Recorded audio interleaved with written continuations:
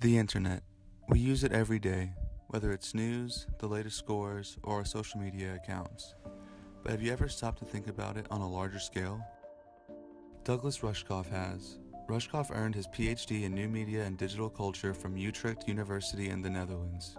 He believes survival in the digital realm means businesses being able to successfully scale, and that can be a good or bad thing for your business. So when we implement digital technologies in order to get people out of the way, in order to get them out of the company, we end up really killing the only expertise we have. If you're using algorithms and big data to figure out your next product line rather than designers, what's your competitive advantage?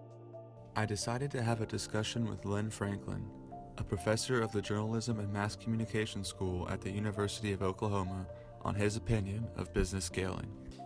I think a lot of it has to do with the owners and their expectations of how they're going to grow their business. There's an example here in Norman of a record store that only deals in vinyl.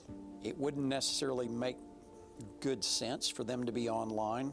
They really can't compete in the same marketplace with entities like Amazon and Spotify and Apple Music. And as a result, they're dealing again with a very small market segment.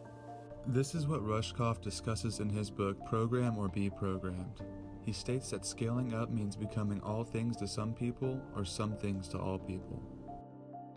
Although Professor Franklin and Rushkoff agree on the subject of scaling small businesses, there are a multitude of companies that have thrived in the process of scaling. 15, 20 years ago, one likely would not see a grocery store on the web, but those companies have seen Whole Foods and similar operations go to the web and gain market share and gain visibility and gain customers by going to the web. As we have learned, scaling on the business spectrum is really up to the business owner and can be a good strategy, but in a social aspect, scaling can seem to be a bit overwhelming.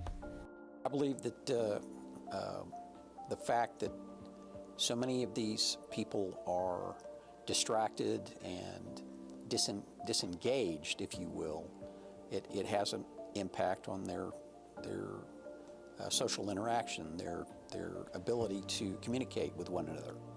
In an interview from 2010, Rushkoff states his biggest concerns with social media scaling. If you take a social networking tool and use it to really monetize human relationships and sell our contacts to corporations for branding enterprises, you're going to end up alienating people from one another.